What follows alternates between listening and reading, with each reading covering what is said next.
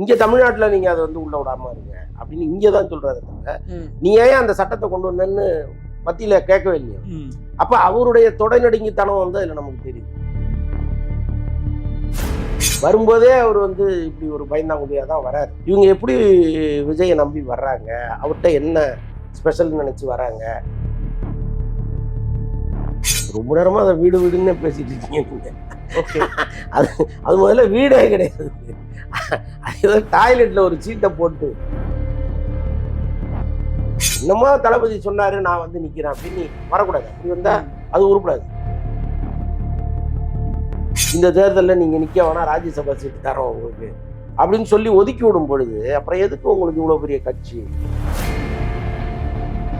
அவர் அந்த டார்ச் லைட்லாம் வீசும் போதெல்லாம் ஓகே பெரிய சப்போர்ட் இருக்குன்னு எதிர்பார்க்கப்பட்டுச்சு. ஆனா போக போக அவருக்கான சப்போர்ட் குறைஞ்சிட்டே போச்சு. அவர் அங்கேயே இருக்கிற வரைக்கும் அவருக்கான மரியாதை நிறைய இருக்கும். அவர் இந்த பக்கம் வரும்பொழுது அவர் மரியாதையை அவரே கொடுத்தார். நான் வந்து திமுக சொல்றதெல்லாம் கேட்பேன் அப்படிங்கும்பொழுது மக்களுக்கு ஒரு ஆத்திரம். இதே வந்து அரசியலுக்கு வரணும்னு முடிவெடுத்த பிறகு இதுதான் என்னுடைய கடைசி படம்னு அறிவிக்கிறேன். ஆமா, இதுக்கப்புறம் நான் முழு நேர அரசியல்வாதியா மாறுவேங்கிறார். அவரு ஜெயிப்பாரா இவரு ஜெயிப்பாரா?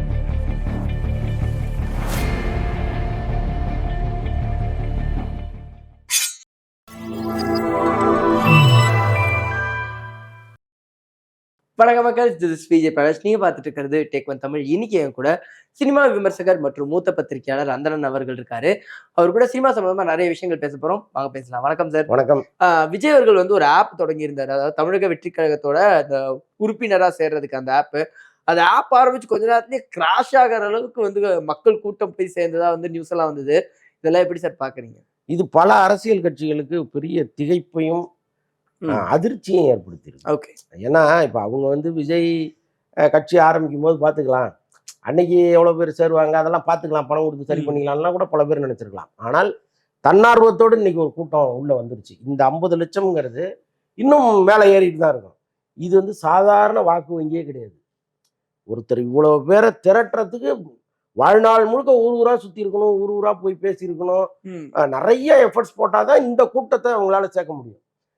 ஆரம்பிச்சு குறுகிய காலத்துல ஒரு வார்த்தை தான் ஒரு வீடியோவில் வந்து, அது அந்த வீடியோ அவ்வளோ போரான வீடியோ. அதுல வந்து அந்த லைட்டிங் நல்லா இருக்கான்னா இல்லை, அந்த மைக்கு சரியா வேலை செஞ்சிருக்கான்னா இல்லை, அவ்வளோ எக்கோ வருது, இல்லை எதுவுமே ப்ராப்பராகவே இல்லை. ஏதோ போற போக்கில் கொடுங்க பேசிட்டு போறான்னு வாங்கி பேசின மாதிரி இருக்கு. அதுக்கே இவ்வளோ ரெஸ்பான்ஸ்னா நீங்க முறையான லைட்டுகள்லாம் வச்சு ஒரு முறையான ஒரு அரங்கத்துல அது ரொம்ப அழகான ஒரு கேமராவில் எடுத்து அதை மக்கள்கிட்ட பிரசன்ட் பண்ணிருந்தீங்கன்னா, கமல்லாம் அப்படி பண்ணுவாரு. எல்லாத்துலயும் ஒரு பர்ஃபெக்ஷன், அது ரிசல்ட் வருதோ இல்லையோ பர்ஃபெக்ஷனா இருக்கும். அது இவர்கிட்ட அப்படிலாம் ஒண்ணுமே இல்லை. அப்படி போற போக்குல தூக்கி போட்டதுக்கே இவ்வளவு பெரிய கூட்டம்னா, நிஜமாவே இப்படி அக்கறையோட வேலையை செஞ்சாருன்னா எவ்வளவு கூட்டம் வந்திருக்குங்கிறது தான் என்னுடைய கேள்வி. நிச்சயமா இது வந்து அரசியல்ல ஒரு மிகப்பெரிய விளைவு ஏற்படுத்தும். ஓகே, அவர் ஜெயிச்சு முதலமைச்சர் ஆகுறாங்கிறதெல்லாம் வேற. அந்த இடத்துக்கு இனிமே போக போதான் தெரியும். அவருடைய செயல்பாடுகள் ஒருவேளை பிடிச்சி போய் அடடா விஜய் பிரமாதமா பண்றாருன்னு நினைச்சு உள்ள வந்தா ஓகே. ஆனால் இந்த ஆரம்பம் இருக்குல்ல, இது வந்து பல அரசியல் கட்சிகளை திகிலடைய வச்சு. ஓகே, ஆனா அது ஒரு பயத்தை கொடுத்துருக்கும்ல சார். என்னடா திடீர்னு இத்தனை பேர் கூட்டமா சேர்றாங்கிறது ஒரு பயத்தை கொடுத்துருக்குமா சார்? நிச்சயமா கொடுக்கும். இன்னொன்னு வந்து இன்னைக்கு இருக்கிற அந்த 2K கிட்ஸுக்கு வந்து பெரிய அளவுக்கு அரசியல் அறிவு இல்லை. ஓகே, இன்னைக்கு புது வாக்காளர் ஒரு 20 லட்சம் பேர் உள்ள வந்திருக்காங்க. அந்த 20 லட்சம் பேரும் இவர்கிட்ட வந்துட்டாங்களோன்னு எனக்கு தோணுது. அதை தாண்டி ஒரு 30 லட்சம் 40 லட்சம் பேர் இன்னுமே உள்ள வராங்கன்னு வைங்க. 30 லட்சம் பேர் வந்துட்டாங்க ஏற்கனவே. அதை தாண்டி இன்னும் நிறைய கூட்டம் வருதுன்னு வைங்களேன். இவங்களுக்கு எல்லாம் ஒரு அரசியல் புரிதல் இருக்கா? இவங்க எப்படி விஜயை நம்பி வர்றாங்க? அவர்கிட்ட என்ன ஸ்பெஷல் நினைச்சு வராங்க? ஏன்னா இது வரைக்கும் அவர் எந்த கருத்துக்களையுமே சொல்லல. அவர் எங்க கட்சியின் கொள்கை இதுதான் அவர் சொல்லல. இன்னைக்குதான் ஒரு அறிக்கை ஒண்ணு கொடுத்திருக்கிறாரு, குடியுரிமை சட்டம் தொடர்பா ஒரு அறிக்கை கொடுத்திருக்கிறாரு. அதுல கூட மத்திய அரசு பக்கமே போகல. அவங்களை எதுவுமே சொல்லாம தமிழக அரசு வந்து அந்த சட்டத்தை அமல்படுத்தாம இருக்கணும், இங்க தமிழ்நாட்டுல நீங்க அதை வந்து உள்ள விடாம இருங்க அப்படின்னு இங்கதான் சொல்றாரு தவிர நீ ஏன் அந்த சட்டத்தை கொண்டு வந்தேன்னு மத்தியில கேட்கவே இல்லையா? அப்ப அவருடைய தொடைநடுங்கித்தனம் வந்து அதுல நமக்கு தெரியுது. ஏன் அங்க நீ கேட்காம இங்க கேட்டுக்கிட்டு இருக்க அப்படிங்கிறது. அரசியல்ங்கிறது வரும்போதே அவர் வந்து இப்படி ஒரு பயந்தாங்குடியா தான் வராரு. அதுல இந்த சட்டம் தேவையில்லை, நான் வலுவா எதிர்க்கிறேன் அப்படிங்கிற ஒரு வார்த்தையோட நிறுத்தியிருந்தாருன்னா இன்னும் சிறப்பா இருந்திருக்கும். பட் அதை பூசி மொழுகின மாதிரி ஒரு வேலை பண்றாங்க. சார் அது நிறைய பேர் அதற்கு கருத்தும் தெரிவிச்சிருந்தாங்க. அதை எடுத்து ரீட்வீட்டா போட்டிருந்தாங்க. ஒரு 4 வரி 5 வரிக்குள்ள இதை நான் சொல்லணும், இதுக்கு நான் கருத்து தெரிவிச்ச மாதிரி இருக்கேப்பா அப்படிங்க வந்து பல கருத்துக்கள் இருந்தது. இது எப்படி சார் பாக்குறீங்க? இல்ல இது ரொம்ப சென்சிட்டிவான விஷயம். குடியுரிமை ம். சட்டம்ங்கிறது ரொம்ப சென்சிட்டிவான ம். விஷயம். அதிமுகவே வந்து இதுக்கு ஆதரவா ஒரு காலத்துல ஓட்டு போட்டவங்க தான். ஓகே. இன்னைக்கு வந்து அவங்க எதிர்த்து பேசுறாங்க, அது இதுங்கிறது வேற ம். தேர்தலுக்காக. ஆனால் அன்னைக்கு அவங்க ஆதரிச்சு ஓட்டு போடுற ஒரு இடத்துல இருந்தவங்க. ஆனா இன்னைக்கு வந்து ஏதோ விஜய் ஒரு விமர்சனமாவது பண்றாருல்ல. ஓகே. அதனால இது ஃபார்மலா பண்ணாருங்கிறதெல்லாம் தாண்டி, இந்த கருத்தை அவர் எடுத்துக்கிட்டதுக்காகவே நம்ம வந்து அவர பாராட்டலாம். Okay sir. ஆனா இந்த ஆப் கிராஷ் ஆன விஷயத்தையும், இந்த யூடியூப் லைக்ஸ் விஷயத்தையும் கொண்டு வந்து, இதையும் வந்து ஒரு சண்டையா தான் மாத்துறாங்க.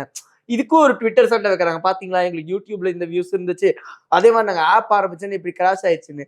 இதையும் ஃபேன் பாய்ஸத்தோட இந்த படங்களோட ஒப்பிடுறதெல்லாம் எப்படி சார் பாக்குறீங்க? அதான் சொல்றேனே, ரசிகனுக்கு அரசியல் அறிவு கிடையாது. அவன் விஜய நம்புறான். விஜய் படத்துக்கு டிக்கெட் வாங்குற மாரியே இங்க உள்ள வந்திருக்கான் அவ்வளவுதான். ஓகே. எப்படி வந்து FDFSக்கு வருவானுங்களோ, அதே மாரி இதுக்குள்ளேயும் வந்திருக்கான். இது வந்து அவர்களை அரசியல்படுத்தி, அவர்களுக்கு ஒரு அரசியல் அறிவை உருவாக்கி, அப்புறமா நீங்க வந்து அவங்களுக்கு ஒரு தெளிவை கொடுத்து ஒரு அரசியல் கட்சி ஆரம்பிச்சீங்கன்னா, அது நல்லா இருக்கும். ஏன்னா இப்ப நாளைக்கு ஒரு போராட்டம் விஜய் அறிவிக்கிறாருன்னா, அது என்னன்னு புரிஞ்சுட்டு வந்து போராடணும்ல. என்னமோ தளபதி சொன்னாரு, நான் வந்து நிக்கிறேன் அப்படின்னு நீ வரக்கூடாது. அப்படி வந்தா அது உருப்படாது. அப்போ நீங்க அவங்கள அரசியலுக்கு தயார்படுத்தணும். Okay sir. அதே மாதிரி அவர் கும்மிடிப்பூண்டியில வீடுகள் கட்டி கொடுத்ததுக்கும், அது ஓப்பன் பண்ணி வச்சதா வந்து அந்த போட்டோஸ் எல்லாம் பார்த்தோம். அதற்கு 2 விதமான கருத்துக்கள் இருந்தது. ஒரு பக்கம் வந்து அவர் கட்டி கொடுத்ததுக்கு பரவால்ல, உள்ள வந்து ஏதோ செய்ய ட்ரை பண்றாருன்னு ஒரு பக்கமும், இன்னொரு பக்கம் வந்து இது என்னது இது? இந்த வீடு இப்படி இருக்குங்கிற மாதிரியான கருத்துக்களும் இருந்தது. உங்களுக்கு அதை பத்தின கருத்து என்ன? ரொம்ப நேரமா அதை வீடு வீடுன்னு பேசிட்டு இருக்கீங்க நீங்க. ஓகே. அது அது முதல்ல வீடே கிடையாது. அது ஏதோ டாய்லெட்ல ஒரு சீட்டை போட்டு நீங்க தங்கிங்கன்றாங்கிற மாதிரி இருக்கு.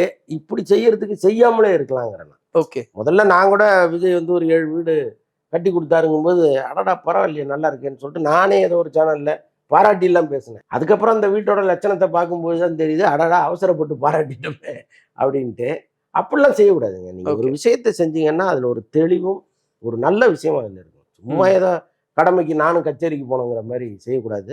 இது ஏதோ அங்க இருக்கிற ரசிகர்கள் செஞ்சிருக்காங்க. விஜய் வந்து பணம் கொடுத்தெல்லாம் செய்யல. ஓகே. இப்ப இதுவரைக்கும் செய்யற நலத்திட்டங்கள் எல்லாமே அந்தந்த மாவட்டத்தை சேர்ந்த ரசிகர் மன்றத்தை சேர்ந்தவர்கள் தான் பணத்தை இன்வெஸ்ட் பண்ணி பண்றாங்க. விஜய் வந்து இது வரைக்கும் யாருக்கும் கையில இருந்து காசு கொடுக்கவே இல்லை. ஓகே. அப்ப இப்படிதான் வரும் எல்லாம். ஓ, இந்த பிரச்சனை இருக்கு. அப்ப இந்த விஷயங்கள் எதுவுமே விஜய் அவர்களுக்கு தெரியாது. சரி, தெரியும். நீங்களா பணத்தை போட்டு கட்டிக்கிங்கன்னு அவரு. பேர் வந்து கட்சிக்கு வந்துருது, விஜய்க்கு வந்துருது. ஆனா செய்யறதெல்லாம் அங்க லோக்கல்ல இருக்கிற கட்சிக்காரர்கள் தான் செய்யறாங்க. ஓகே. அவங்களுக்கு என்னன்னா, நம்ம இன்னைக்கு 100 ரூபா போட்டோம்னா நாளைக்கு 500 ரூபா எடுத்துடலாம் அப்படிங்கிற கணக்கு தான். அதனால இந்த கடமைக்கு செய்யறது இருக்குல்ல, அது என்னைக்குமே வழங்காது. இது வந்து இன்னைக்கு கூட்டம் கூட்டமா வந்து விஜய்க்கு ஆதரவு தெரிவிக்கலாம். இதே நிலைமை தொடர்ந்ததுன்னா, இந்த போட்டோவை தேர்தல் நேரத்துல எடுத்து போடுறாங்கன்னு வைங்க, இந்த வீட்டு போட்டோவை விஜய் கட்டி கொடுத்த வீட்டை பாருங்க, இந்த லட்சணத்தை பாருங்கன்னு யாராவது ஒண்ணும் இல்லை. நாளைக்கு ஒரு காத்து அடிக்குது, புயல் அடிக்குதுன்னா அந்த வீடு இருந்த இடம் தெரியாது, பறந்துடும். அப்படிதான் இருக்குது. அன்னைக்கு வந்து இதோ பாருங்க அம்பு குறியிட்டு வீடு இருந்த இடம் இதுதான் அப்படின்னு எடுத்து போட்டான்னு வைங்க, யாருக்கு ஆச்சுங்க? அப்போ நீங்க ஒரு விஷயத்தை செய்யும்போது அவங்களுக்கு அறிவுறுத்தணும். எப்பா என்ன பட்ஜெட்ல பண்ற, என் பேரை கெடுத்துறாத, நல்லா செய்யறதுன்னா செய்யலைன்னா சும்மா இரு அப்படின்னு விஜய் சொல்லணும். ஓகே. இப்ப அதெல்லாம் சொல்லாம அவர் எல்லாமே புஷி ஆனந்த் கண்ட்ரோல்ல விட்டுறாரு. அவரு ஏதோ கூட்டமா போய் தாஜ்மஹாலை திறக்கிற மாதிரி திறக்கிறாங்க. அது பாத்தீங்கன்னா ரொம்ப டாய்லெட்டோட மோசமா இருக்கு. அந்த ஒரே ஒரு ஸ்பேஸ் இருக்கிற மாதிரி காட்டி. சரி சார், எகைன் திரைப்படத்தோட இதுக்குள்ள வர சார், விஜய் அவர்களுடைய கடைசி படம் அந்த 69 படம், அதாவது அந்த பிரேக்குக்கு முந்தின படமான அந்த படம் பத்தி பலவிதமான விஷயங்கள் வந்து வெற்றிமாறன் சொல்லப்பட்டது, கார்த்திக் சுப்ராஜ் சொல்லப்பட்டுச்சு. இப்போ வந்து எச் வினோத் அவர்கள் வந்துருச்சு. இது ஆக்சுவலி எச் வினோத் அவர்கள் பண்ற மாதிரி இருக்குமா, இல்ல ட்ரிவிக்ரம் தான் ஃபைனலா வரா சார்? இது வரைக்கும் விஜய் முடிவு பண்ணல. ஓகே. இன்னொரு 10 நாள்ல சொல்றேன்னு சொல்லியிருக்காரு. ஆனா 2 பேர்ட்டையும் லைன் கேட்டிருக்கிறாரு. அதனால அவரு முடிவு சொல்ற வரைக்கும் யாருங்கிறது தெரியாது. ஆனால் நேற்று மாலை ஒருத்தர் முக்கியமானவர் பேசினாரு. அவர் சொன்னாரு, இல்லைங்க எச் வினோத் வெளியேறிட்டார் அதுல இருந்து. ஓகே. அவர் வந்து தனுஷ் படத்தை தான் பண்றாரு அப்படிங்கிற மாதிரி சொன்னாரு. அதனால ஒருவேளை விஜய் வந்து திருவிக்ரமே இருக்கட்டும் முடிவு எடுத்துட்டாரு. Okay sir. And H Vinoth அவர்கள் கமலஹாசன் அவர்களுடைய படங்கள் பத்தி வந்து ஒரு டாக்ஸ் முதல்ல இருந்துட்டு இருந்தது. அதற்கான பயிற்சிகள் எடுக்கிற மாதிரி வீடியோஸ் கூட வெளியே வந்தது. இப்போ அதை பத்தின ஒரு சவுண்டே இல்லாம இருக்கு சார். அது என்னாச்சு சார்? அதாங்க, இங்க வெற்றிப்பட இயக்குனர்களை வந்து இந்த நடிகர்கள் எப்படி மதிக்கிறாங்கிறது ரொம்ப கவலையா இருக்கு. அது கமலஹாசனும் அந்த வேலையை செய்யறாருன்னு நினைக்கும் போது ஓகே பெரிய வருத்தமா தான் இருக்கு. ஏன்னா எச் வினோத் வந்து தீரன் அதிகாரம் ஒன்று மாதிரி நல்ல படங்களை எடுத்தவர், சொசைட்டிக்கு ஒரு முக்கியமான கருத்தை சொன்னவர். அவர் அவர் போய் அஜித்திட்ட சிக்கி அவருக்காக இவர் நிறைய ம். கதைகள்லாம் மாத்தி ஏதோ உழப்பி ஒரு படம் பண்ணாரு. நிஜமாவே அந்த மாதிரி இயக்குனர்களை ஃபுல் ஃப்ரீடமா விட்டுறணும். ம். நீங்க பண்ணுங்க அப்படின்ட்டு. இப்ப அந்த படம் என்ன கெட்டா போச்சு, எவ்வளவு பெரிய ஹிட்டு. ஆமா சார். அதுல எவ்வளவு பெரிய ஒரு ஆராய்ச்சி இருந்துச்சு. இவர் அங்க போய் அந்த ஸ்பாட்ல போய் இன்டெப்தா பண்ணிருக்காங்க. அப்படி பண்ணாரு அவர். ஸோ அது மாதிரி பண்ணக்கூடியவர் தான் அவர். அவர்கிட்ட போய் ஒரு ரீமேக்கை கொடுக்குறாங்க நீ பண்ணுன்னு. அதுக்கப்புறம் வேற ஒரு படத்தை கொடுத்து அதுல 1008 இதை மாத்து அதை மாத்துன்னு சொல்லி கடைசியா அது வேற மாதிரி ஒரு படமா வந்து, ஸோ அப்படிலாம் மன உளைச்சலுக்கு ஆளாக்கி மெல்ல அவர் அங்கேருந்து கழண்டு இங்க வரும் பொழுது, ம். சார் நம்ம உறுதியா பண்றோம்னு ஒரு மாசத்தை சொல்லி அவரை உட்கார வச்சு இதை மாத்துங்க, ஃபர்ஸ்ட் ஹாஃப் மாத்துங்க, செகண்ட் ஹாஃப் மாத்துங்க, அப்புறம் நானே ஒரு கதை பண்றேன் அதுல நீங்க எடுங்க அப்படின்னு சொல்லி அதுக்கும் அவர் ஓகே சொல்லி கடைசியா அவ்வளோ நாள் உட்கார வச்சு இப்போதைக்கு இல்லை நீங்க போயிட்டு வாங்க, நான் நடுவில் வேற ஒரு படம் பண்றேன்னா அவர் மனசு எவ்வளவு கஷ்டப்படும். சரி. ஒரு படைப்பாளி வந்து சுதந்திரமா செயல்பட வேணும்ல. ஆமா ஸோ சார். அதெல்லாம் வந்து இல்லாம போனது நிஜமாவே வருத்தம் தான். ஆமா சார். ஒரு ஒரு கமர்ஷியல் டைரக்டருக்கு அது நடந்ததுன்னா கூட ஏதோ இவர் இல்லைன்னா அவர் இன்னொருத்தரை வச்சு பண்ணுவாருன்னு சொல்லலாம். ஒரு கமர்ஷியல் படம் மட்டும் இல்லை, ம். அதை தாண்டி அதுக்குள்ள ஒரு அழுத்தமான கருத்தையும் அவர் முன் வைக்கிறார். ஸோ அப்படிப்பட்ட இயக்குனர்களை இவங்க முழுசா பயன்படுத்தணும். Correct. இப்ப பாருங்களேன், இப்ப அவர் தனுஷ்கிட்ட ஒரு கதையை சொல்லி அப்படியே டிராவல் ஆகி போகும்போது திடீர்னு விஜய் கூப்பிடுறாரு, வாங்க சார். அப்போ வர வச்சு அந்த செய்தி பரவலா போய் கடைசியில் நீங்க வேணாங்கும் போது மறுபடியும் அவர் அப்செட் ஆவார். ஆமா. ஸோ இந்த மாதிரி அது செய்யக்கூடாது. கரெக்ட் தான் சார். அண்ட் கமலஹாசன் அவர்கள் பத்தி பேசும்போது போன வாரம் அவரை பத்தி எல்லா சோஷியல் மீடியாவும் பெருமையான ரைட்டப்ஸ் வந்துருந்து. இவர் மாதிரி ஒரு சினிமால ஆளே இல்லைங்கிற ரைட்டப்ஸ் வந்துருந்து. சடனா அவர் ஒரு முடிவை மாற்றி வந்து எடுத்த உடனே இப்போ அவரை பத்தி ட்ரோல்ஸா வந்துட்டு இருக்கு. இந்த அவர் வந்து டிஎம்கேவோட அலைன்ஸ் வச்சுன்னு இந்த ஒரு சேஞ்ச் எப்படி சார் பாக்குறீங்க? இப்ப கமலஹாசன் அவர்கள் மேல வர வந்த ட்ரோல்ஸ் எல்லாம் எப்படி பாக்குறீங்க? அதான் அரசியல் வேறு சினிமா வேறுங்கிற மாதிரி பார்க்கறது நல்ல விஷயம் தான். ம். ஏன்னா கமலை சினிமா கலைஞனா ஒரு சினிமா ஜாம்பவானா எல்லாருமே பாராட்டுவாங்க. ஆமா. அதுல வந்து மாற்று கருத்து யாருக்குமே Correct. இருக்க முடியாது. அவ்வளோ பெரிய சாதனையாளர் அவர். இப்போ இந்த குணா சம்பந்தமான மஞ்சுமல் பாய்ஸ் எல்லாம் ம். வரும்பொழுது ரெண்டுத்தையும் கம்பேர் பண்ணி குணா பாருங்க எத்தனை வருஷத்துக்கு முன்னாடி இப்படி ஒரு படம் வந்திருக்கு அப்படின்லாம் குணாவை பாராட்டி கமலை பாராட்டி ஒரு பக்கம். ஆமா. திடீர்னு பார்த்தீங்கன்னா அவர் திமுகவில் அவருக்கு 2 சீட்டு வழங்கப்படும்னாங்க. ஒரு சீட்ல மௌரியாவும் இன்னொரு சீட்ல இவரும் நிற்கிறதெல்லாம் முதல்ல சொன்னாங்க. அப்புறம் மெல்ல அந்த பேச்சுவார்த்தையெல்லாம் வந்து வந்து வந்து வந்து கடைசியா இந்த தேர்தலில் நீங்க நிற்க வேணா ராஜ்யசபா சீட்டு தரோம் உங்களுக்கு அப்படின்னு சொல்லி ஒதுக்கி விடும் பொழுது அப்புறம் எதுக்கு உங்களுக்கு இவ்வளோ பெரிய கட்சி? நீங்க இந்த ராஜ்யசபா சீட்டை இளையராஜாவே வாங்கிட்டாரு. அவர் என்ன கட்சி ஆரம்பிச்சாரா, தெரு தெருவா போய் பேசினாரா? இல்லையே. ம். இப்ப அவருக்குன்னு ஒரு பதவி இங்க கொடுக்கறதுக்கு ரெடியா இருக்காங்க பிஜேபியில. ம். அது மாதிரி கமலஹாசனுக்கு ஒரு பதவி யாராவது கொடுத்துட மாட்டாங்களா என்ன? அதுக்கு எதுக்கு இவ்வளவு பெரிய கட்சி, இவ்வளவு பெரிய தொண்டர்கள், இவ்வளவு பெரிய கூட்டம், இவ்வளவு பெரிய செலவு, இவ்வளவு பெரிய உழைப்பு? ம். அப்படி நீங்க வந்து திமுக சீட்டு தரமாட்டேங்க, மறுபடியும் நில்லுங்க, நான் யார் தெய்வம் இல்லைங்க, நான் நிக்கிறேன் அப்படின்னு நில்லுங்க. அல்லது வேற ஒரு கூட்டணியோட போங்க. இப்போ விடுதலை சிறுத்தைகள், இப்போ விடுதலை சிறுத்தைகள் திமுகவோட போயிடுச்சு, மற்ற மற்ற கட்சிகள் கூட்டணி வைக்கிறாங்க இல்லையா? ஸோ அவங்களோட சேர்ந்து ஒரு கூட்டணி வச்சு தேர்தலில் நின்று பாருங்களேன். இப்போ நீங்க அதுவே செய்யாம ரொம்ப சேஃப்டி கேம் ஆடுவேன், நான் வந்து திமுக சொல்றதெல்லாம் கேட்பேன் அப்படிங்கும் பொழுது மக்களுக்கு ஒரு ஆத்திரம் வரும். Okay sir. ஆனா கமல் அவர்களை சினிமாவுக்காக பாராட்டுறவங்க கூட இவர் இந்த ஒரு கருத்து எடுக்கும்போது ரொம்பவே பேஷ் பண்றாங்க, அவருக்கு சப்போர்ட்டா நிக்க மாட்டேங்கிறாங்க.